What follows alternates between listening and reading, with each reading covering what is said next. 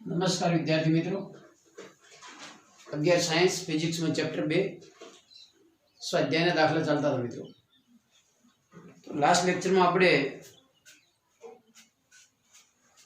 10 દાખલા સુધી જોયું હતું।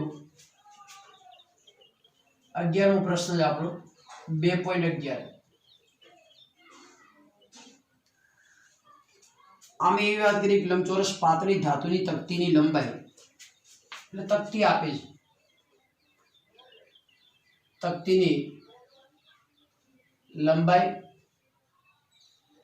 એટલે L બરાબર 4.234 मीटर, पહોળાઈ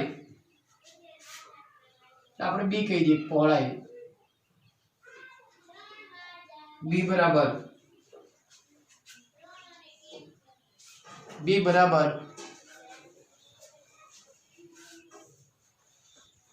1.005 सेमी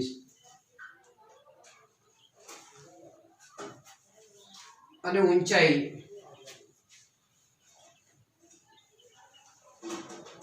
આપણે આપી છે h बराबर अथवा तो जाड़ाई आपे h बराबर 2.01 सेंटीमीटर। तो सार्थक अंकोने ध्यान में राखी तकतीनुं क्षेत्रफळ अने कद शोधो। सार्थक अंकोने ध्यान में राखी अने तकतीनुं क्षेत्रफळ तकतीनुं क्षेत्रफळ शोधो अने कद शोधो।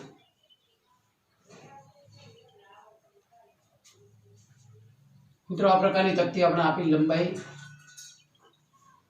पહોળાઈ અને જાડાઈ એટલે તો ઊંચાઈ આપી દીધી આપણને।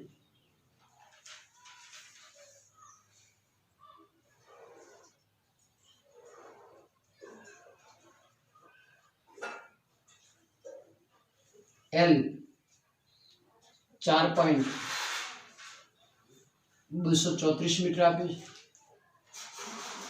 B 1.005 मीटर आपे અને આ જે જાડાઈ આપે છે h 2.01 સેન્ટીમીટર। મિત્રો આ એકમ મીટરમાં છે, આ એકમ સેન્ટીમીટરમાં છે। તો સેન્ટીમીટર આપણે મીટરમાં ફેરવવા હોય तो 10⁻² वडे गुणवा पड़े तो 100 वडे भागवा पड़े तो 0.0201 मीटर, 0.0201 मीटर। तो तकतीनुं क्षेत्रफळ आ प्रकारनी तकतीनुं क्षेत्रफळ उपरना भागनुं क्षेत्रफळ, नीचेनानुं, आ बाजुनुं, आवी 6 सपाटीनुं क्षेत्रफळ थाय। કેટલી સપાટીનું? 6 સપાટી। જેવી ઉપર જેવી નીચે આવશે, જેવી આ બાજુ એવી આવી આવશે, એટલે આવી 6 સપાટીનું क्षेत्रफळ। એટલે આ પ્રકારના કિસ્સામાં ક્ષેત્રફળનું સૂત્ર તમને ખબર હોય કે અહીંયા ક્ષેત્રફળ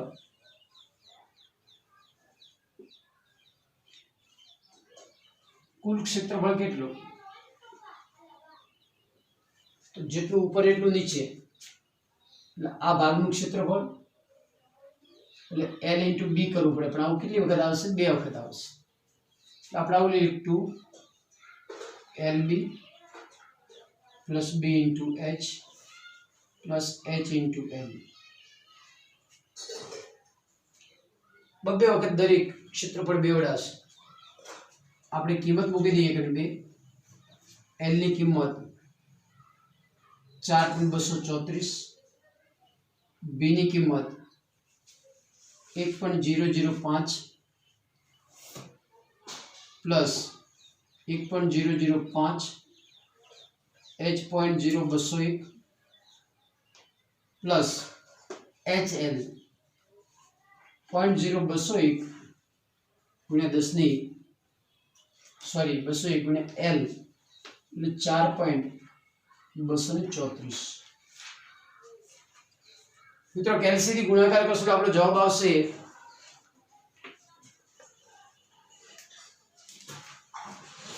8.7 720 47 8.720 47 क्षेत्रफळ शેમાં આવશે મીટર સ્ક્વેરમાં માં બધો ગુણાકાર કરશો તમને આ પ્રકારે મળશે હજુ 2 પોઈન્ટ આગળ આપણે આવશે હવે આપણે સાર્થક અંકોને ધ્યાનમાં રાખીને જવાબ આપવો હોય તો એ બે પ્રોસેસ થઈ ગુણાકારની થી અને સરવાળાની થી તો જ્યારે ગુણાકાર અને સરવાળા બે ભેગા હોય ત્યારે હંમેશા ગુણાકારનો નિયમ તમારે વાપરવાનો અંતિમ જવાબમાં શું વાપરવાનો ગુણાકારનો નિયમ તો ગુણાકારનો નિયમ શું છે જે સંખ્યામાં લઘુત્તમ સાર્થક અંક હોય એટલા આપણા જવાબમાં સાર્થક અંક રાખવાના આપણી પાસે ત્રણ સંખ્યા છે n માં કેટલા સાર્થક 1 2 3 અને 4 1 2 3 અને 4 આમાં 1 2 અને 3 ટૂંકમાં h માં ત્રણ સાર્થક અંક હોવાથી ત્રણ અંક સુધી રાઉન્ડ ઓફ કરતા ત્રણ અંક સુધી રાઉન્ડ ઓફ કરતા અહીંથી સ્ટાર્ટ કર્યું 1 2 અને 3 તો આપણો જવાબ આવશે ક્ષેત્રફળનો એ બરાબર 8.72 મીટર સ્ક્વેર ટૂંકમાં સિમ્પલ છે જે સૂત્ર છે તો સિમ્પલ ગુણાકાર પણ તમને ફાવે જેને રાખવું પડે કે આ બે પ્રકારની પ્રોસેસ ભેગી ગુણાકાર પણ કરો સરવાળો પણ કરો તો આપણે હંમેશા અંતિમ જવાબમાં ગુણાકારને ધ્યાનમાં રાખીને જવાબ લખવાનો તો આ તકતીનું ક્ષેત્રફળ હતું તકતીના કદની વાત કરો તો આવું કોઈ પણ કેસ હોય કદનું સૂત્ર શું હવે L B H L કેટલા 4.234 B કેટલા 1.005 અને C તમારા 0.0201 આ જવાબ આપણો આવશે 0.08552 અહીંયા પણ મિત્રો સેમ પરિસ્થિતિ ત્રણ અંક સુધી રાઉન્ડ ઓફ કરવાના એટલે 1 2 અહીંયા લઘુત્તમ સાર્થક અંકોની સંખ્યા કેટલી છે તો 3 છે તો આપણા જવાબમાં ત્રણ સાર્થક અંક રાખવા જોઈએ 1 2 અને 3 તો આપણો જવાબ છે 0.0855 મીટર ઘન આવશે 0.0855 મીટર ઘન કદ એટલે લંબાઈ ગુણ્યા પહોળાઈ ગુણ્યા ઊંચાઈ શોર્ટમાં અંતિમ જવાબમાં આપણે અહીંયા ધ્યાન રાખવાનું કોઈ સિરિયસ ક્વેશ્ચન નથી આગળનો પ્રશ્ન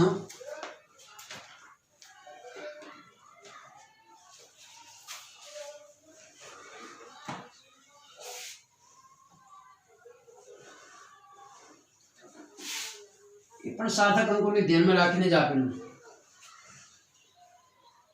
આગલા પ્રશ્નમાં આપણે આવી વાત કરીએ 12માં કે પ્રોવિઝન સ્ટોરની તુલના વડે માપેલ એક બોક્સનું દળ એટલે આપણે આપી દીધું બોક્સનું દળ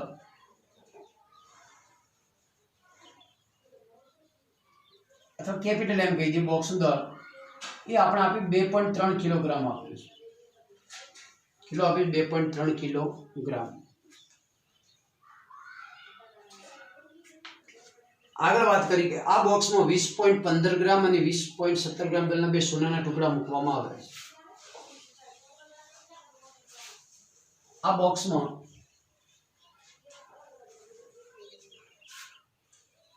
$20.17 ગ્રામ અને 20.15 ગ્રામ દળના બે ટુકડા મૂકવામાં આવે છે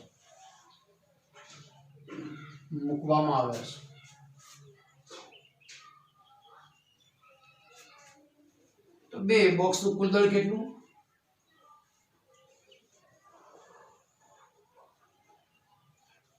બોક્સનું કુલ દળ કેટલું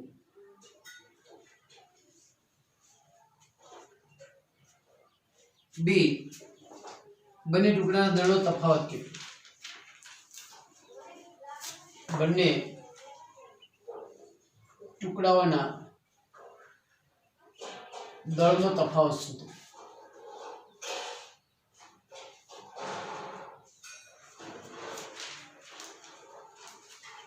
તો એ સિમ્પલ છે બોક્સનું દળ આટલું હતું कैपिटल एम। एक टुकड़ो जेना दळने આપણે m1 કહી દઈએ m1 બરાબર 20.17 ગ્રામ છે। બીજા ટુકડાનું દળ m2 બરાબર 20.15 ગ્રામ છે। તો કુલ દળ કેટલું? तो कुल दल बराबर m plus m1 plus m2। अहिया 2.3 kg पेलू 20.17 ग्राम 20.17 ग्राम आ वेल्यू केजी में એટલે આપણે અહીંયા આવું લખી શકીએ 2.3 आने केजी में लखवा पड़े m बराबर 2.3 केजी m1 बराबर 20.17 ग्राम आ केजी में जना ग्राम में ग्राम ने केजी में फेरवा तो 1000 वडे भागी तो 0.02017 ग्राम थशे 0.02017 ग्राम। m2 કેટલા થશે 20.15 ग्राम ये थशे 0.02015 केजी। टूंकमां दरेकने खबर पड़े कि ग्राम ने किलोग्राम में फेरवा होय तो 1000 वडे भागवा पड़े। तो कुल दळनी वात करो तो कुल दळ m बराबर 2.3 किलोग्राम प्लस 0.02017 प्लस 0.02015 तो टोटल दर से थसे આપણે અહીંયા બને આપણે સરવાળો કરી લઈએ કે સીધી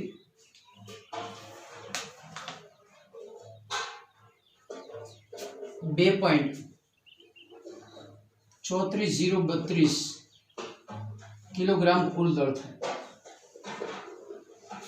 बस सार्थक अंकोने ध्याનમાં રાખવાના છે। तो સરવાળામાં હંમેશા નિયમ યાદ રાખવો પડે 10 ચિહ્ન પછી સૌથી ઓછા સાર્થક અંક કઈ સંખ્યામાં છે। तो आम 4 सार्थक अंक आम 4 आम के एक ज तो आप जवाब आटला सुधी लखવો પડે કેટલા સુધી 2.3 સુધી। तो 4 ने આપણે કાઢી નાખવાનો 5 કરતા નાનો એટલે आंसर में कोई फर्क नहीं पड़े 2.3 केजी जवाब આપણે લખવો લખો 2.3 किलोग्राम ए આપણો જવાબ થશે। पर दळનો તફાવત तो 20.17 માંથી बी विभाग दळનો તફાવત दळનો તફાવત तो डेल्टा m बराबर m1 माइनस m2 करो बाद बाकी से 20.17 माइनस 20.15 जवाब आपसे आपको 0.02 ग्राम किलो आवशे 0.02 आ दळमां थतो तफावत छे। तो सरवाळा बाद बाकी हता खाली ध्यान सार्थकतानुं आपणे राखवानुं हतुं। 13मो प्रश्न मित्रों प्रश्न नंबर 13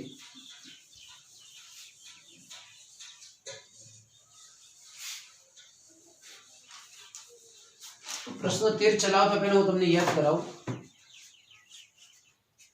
कि कोई पण वेल्यू आपणे त्रुटिना किस्सामां लखी धारो कि x बराबर 4 प्लस और माइनस 0.2 तो आ एनु साचुं मूल्य એટલે x કહેવાનું આપણે x बराबर 4 કહેવાના आ एमां निरपेक्ष त्रुटि એટલે डेल्टा x કહેવાના डेल्टा x કેટલા 0.2 કહેવાના। હવે डेल्टा x अपॉन x आने सापेक्ष त्रुटि अथवा तो આપણે प्रतिशत आंशिक त्रुटि કહેતા सापेक्ष त्रुटि કહેતા કેવી ત્રુટિ सापेक्ष अथवा आंशिक त्रुटि અને આને 100 વડે ગુણો delta x by x into 100 करो तो जवाब तमारो प्रतिशत त्रुटि में आवे। शमा आवे प्रतिशत त्रुटि त्रुटि वाला प्रश्न की बात करूँ आव कोई वेल्यू आपी हो तो साचुं मूल्य कहेवाय आ एमां निरपेक्ष त्रुटि कहेवाय निरपेक्ष त्रुटि भाग्या साचुं मूल्य ने सापेक्ष कहेवाय અને સાપેક્ષ ને 100 વડે ગુણો એટલે प्रतिशत त्रुटि कहेवाय। त्रुटि में सरवाळा करता हो तो त्रुटि त्रुटिनो सरवाळो मूल्य मूल्यनो सरवाळो बादबाकी करता हो तो त्रुटि त्रुटिनो सरवाळो मूल्यनी बादबाकी અને ગુણાકાર ભાગાકારમાં મિત્રો આપણે ચર્ચા થયેલી છે કે ધારો કે a બરાબર x * y હોય તો સીધી આપણને સાપેક્ષ ત્રુટિ મળે કે ડેલ્ટા a / a કેટલા મળે તો delta x / x + delta y / y ગુણાકારમાં ધારો કે ભાગાકાર હોય તો પણ સેમ પરિસ્થિતિ આવે, x ની 4 ઘાત ભાગ્યા y ની 3 ઘાત હોય તો પણ ડેલ્ટા a બાય e આપણે શું મળે? તો 4 delta x by x plus 3 delta y by y. ટૂંકમાં ઘાત આગળ આપણે ગુણવી પડે ને, નિયમો તમે આગળ લેક્ચરમાં જોયેલા છે. આમાં પ્રતિશતની વાત આવે તો કેટલા વડે ગુણી દેવાના? 100 વડે. તમને એમ કહેવામાં આવે કે p માં પ્રતિશત ત્રુટિ, p માં પ્રતિશત ત્રુટિ આવે તો આપણે લખવું કઈ રીતે? તો ડેલ્ટા p બાય p આ સાપેક્ષ અને સાપેક્ષ કેટલા વડે ગુણવા પડે? 100 વડે. ધારો કે 4% છે તો p માં પ્રતિશત ત્રુટિ 4% આપી આપણે સીધું આ રીતે લખી શકીએ. શાના બદલે? Delta p by p into 100 બરાબર કેટલા લખાય? 4%. તો જો ત્રુટિનો એક સિમ્પલ દાખલો છે પણ એમાં બધા જ પ્રકારના નિયમોનો ઉપયોગ થઈ જાય એ પ્રકારનો પ્રશ્ન છે. અહીંયા આપણે આખી રકમ લખતા નહીં, માત્ર સૂત્ર જ લખી દઈએ કે p બરાબર a cube b square upon root c into D.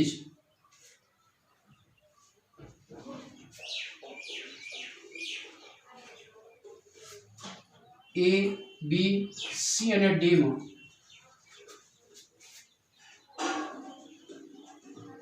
પ્રતિશત ત્રુટિ અનુક્રમે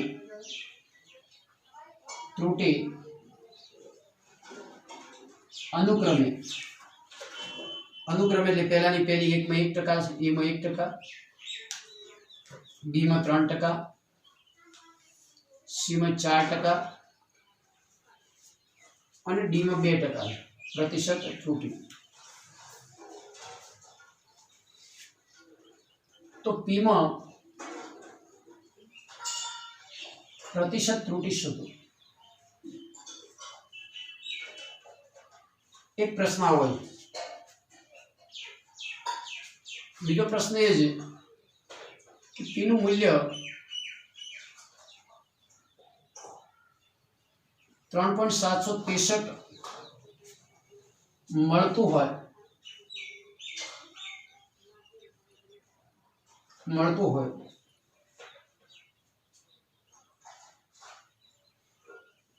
કયા મૂલ્ય સુધી રાઉન્ડ ઓફ કરી શકાય?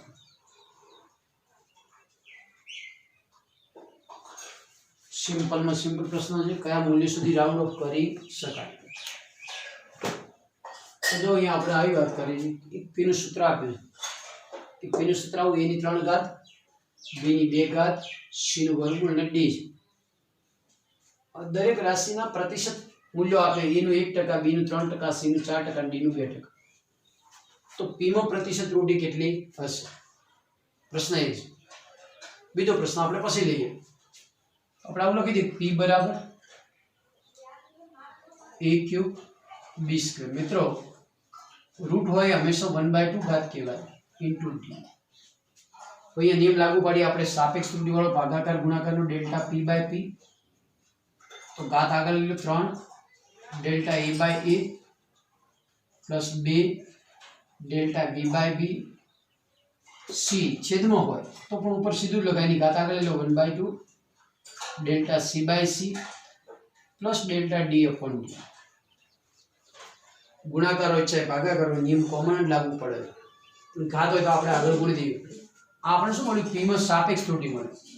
આપણે જોઈએ પ્રતિશત ત્રુટિ, તો દરેકને 100 વડે ગુણી દેવાના. તો પ્રતિશત માટે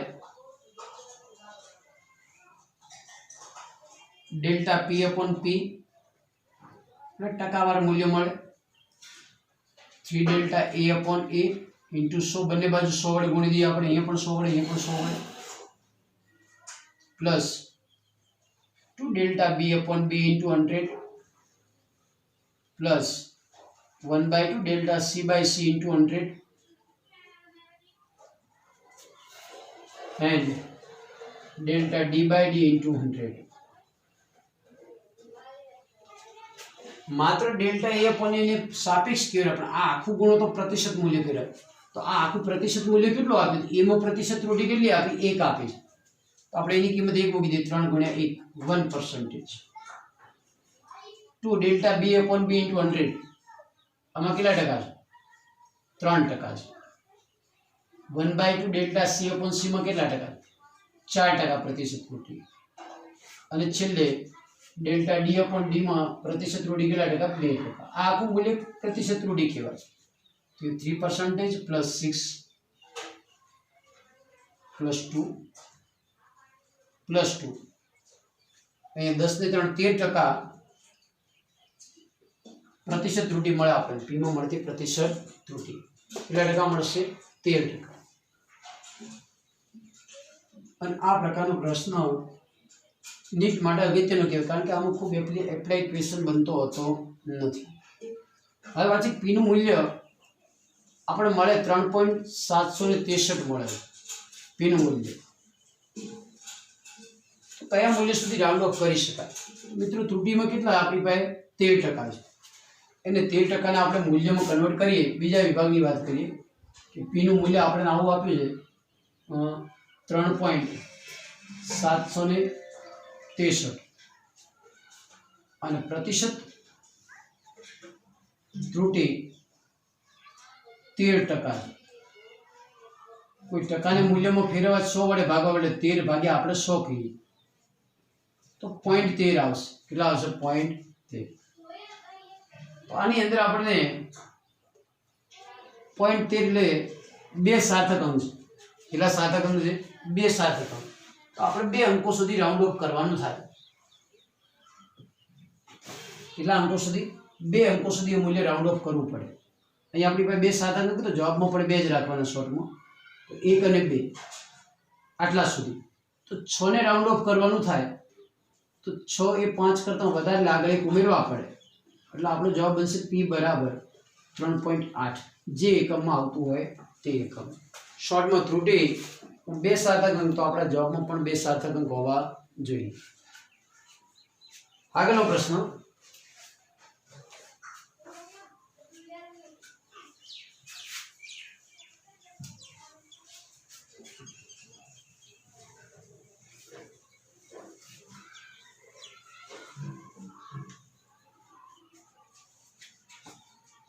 તો 14મો પ્રશ્ન.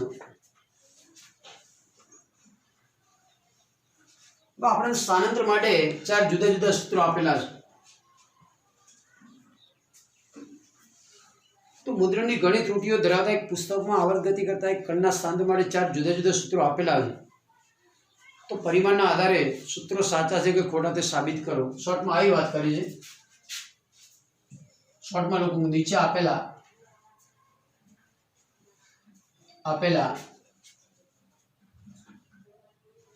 સ્થાનાંતરના સૂત્રો સાચા છે કે ખોટા તે પરિમાણના આધારે નક્કી કરો. પરિમાણના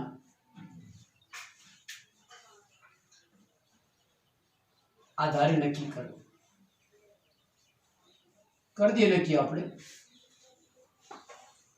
સ્થાનાંતર એ y છે, લંબાઈ છે, એનો એકમ મીટર આવે, એનું પારિમાણિક સૂત્ર L1 આવે.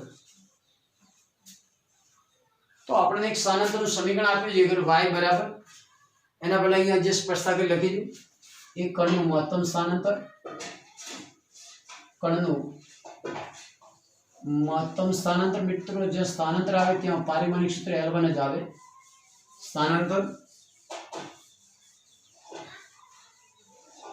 v વેગ અથવા ઝડપ, t આવર્તકાળ એટલે સમય,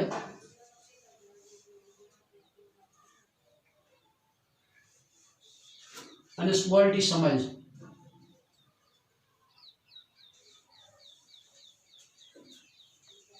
તો ફરીવાર રિપીટ કરું, આપણે 4 એક સમીકરણ આપી દીધા સ્થાનાંતર માટેના, પણ સાચા છે કે ખોટા નક્કી કરો તો હંમેશા આપણે કોનો આધાર રાખશું? એ કે ડાબી બાજુનું પારિમાણિક સૂત્ર જમણી બાજુનું પારિમાણિક સૂત્ર સમાન થતું હોવું જોઈએ. કણનું મહત્તમ સ્થાનાંતર જ્યાં આવે તો સ્થાનાંતર જ્યાં જ્યાં આવેલું પારિમાણિક સૂત્ર L1. ઝડપ તમને ખબર છે L1 t-1 આવર્તકાલ સમય એટલે એનું t1 થાય અને આ સમય એટલે એનું પણ શું થશે t1. આ તમને બેઝિક વસ્તુ ખબર હોવી જોઈએ. તો પહેલું સમીકરણ આપણે ચેક કરી દઈએ કે y બરાબર a sin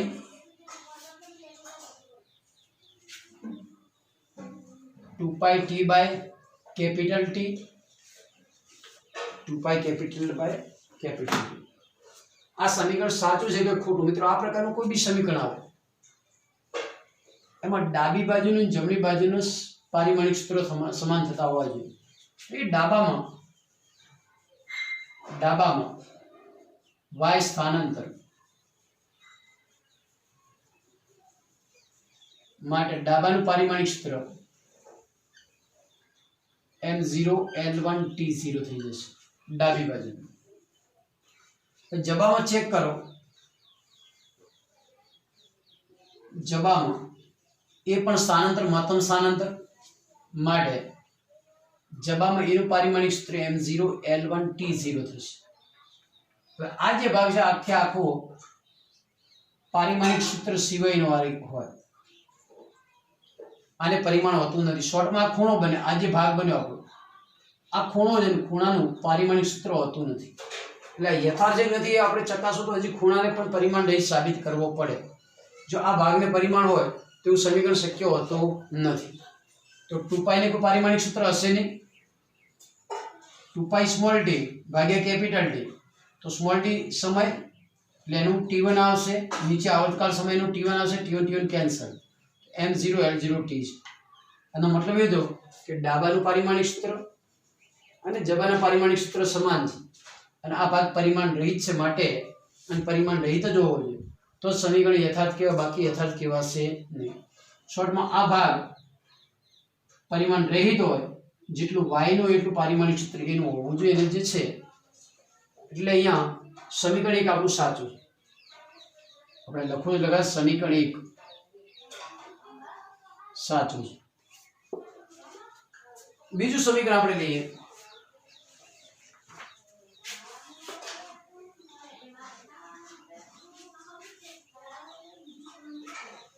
સમીકરણ 2 અથવા b, y બરાબર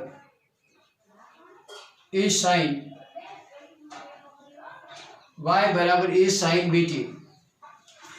તો ફરી અહીંયા હું ફટાફટ બતાવું કે y સ્થાનાંતર એટલે એનું પારિમાણિક સૂત્ર L1 આવશે, એ મહત્તમ સ્થાનાંતર એનું પણ L1 આવશે. હવે આપણે સાબિત કરવું પડે કે vt પરિમાણ રહિત છે એવું સાબિત કરવું પડે. ચલો vt માં v નું શું આવશે તો m0 l1 t-1 અને સમયનું t1 આવશે. તો t1 કેન્સલ એટલે vt નું l1 આવ્યું. ફરી વાર રિપીટ કરું છું તમને ખબર પડે કે vt ખરેખર શું સાબિત થવું જોઈએ m0 l0 t0 તો જ સાચું કહેવાય.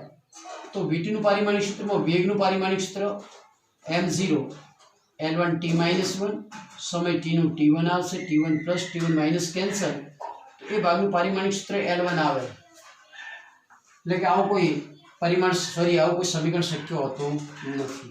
એટલે આ ભાગ ખોટો છે, એટલે બી શક્ય નથી. પ્રશ્ન સી માં y બરાબર a by capital T sin t by a. તો y નું L1 આવશે, એ તમારું L1 છે, છેદમાં સમય t1 છે, L1 t1 થઈ ગયું. શોર્ટમાં આ તમારું લંબાઈ છે L1 છેદમાં સમય ઉપર છે t-1. તો જોનો ડાબાનું જબાનું પારિમાણિક સૂત્ર સમાન નથી માટે આ ચેક કરવાની કોઈ જરૂર નથી, સમીકરણ સાચો નથી. અહીં જેટલું y નું એટલું આ ભાગનું થવું છે. આ તો પરિમાણ રહિત જ હોય તો a બાય t નું પરિમાણ ને y નું પરિમાણ સમાન નથી માટે ખોટું છે.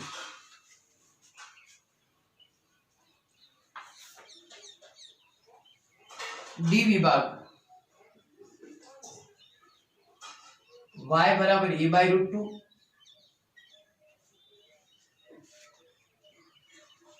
sin 2π t upon capital T plus cos 2π t upon capital T. तो मित्रों આપણે અહીંયા ડાબામાં સીધું લખી દઈએ કે y નું શું આવશે સ્થાનાંતર એટલે L1 √2 ને કોઈ પરિમાણ ના એટલે a નું શું આવશે L1 આવશે આ ભાગનું સમાન છે 2π t માં અહીંયા સમયનું t1 આવશે નીચે સમયનું t1 આવશે t1 કેન્સલ શોર્ટમાં આખો ભાગ પરિમાણ રહિત તો જેટલું ડાબી બાજુનું જેટલું શેનું થશે જમણી બાજુ અહીંયા y નું નક્કી કરો અહીં a નું નક્કી કરો બેના પરિમાણિક સૂત્રો સમાન છે આગળ ચેક કરવું હોય તો જે ખૂણા એ પરિમાણ રહિત સાબિત થતા હોવા જોઈએ તો ઉપર સમય નીચે સમય 2π નું કોઈ પરિમાણ હશે નહીં એટલે આખો ભાગ તો પરિમાણ રહિત સાબિત થઈ ગયો એટલે જેટલું ડાબાનું એટલું શેનું આવશે જબાનું શોર્ટમાં આપેલ સમીકરણ આપણું કેવું છે સાચું છે। આ તો છેલ્લો દાખલો દાખલા નંબર 15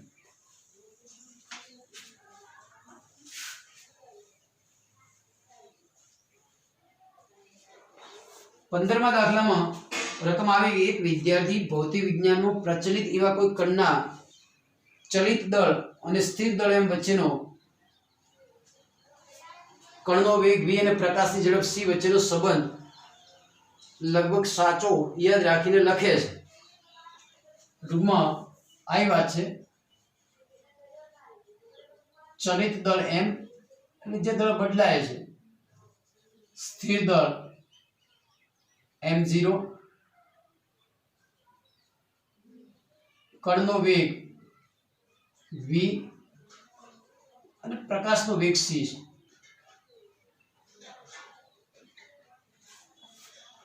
આ બધા વચ્ચેનો સંબંધ દર્શાવતું એક સૂત્ર લખે છે આ પ્રકારે અને c મૂકવાનું ભૂલી જાય સૂત્ર આવું લખે કે m બરાબર m0 1 માઇનસ v સ્ક્વેર ની 1/2 એક આવું સમીકરણ લખે છે અને આ સમીકરણમાં c મૂકવાનું ભૂલી જાય છે આ સમીકરણમાં c લખવાનું ભૂલી જાય છે તો c ક્યાં મૂકવો જોઈએ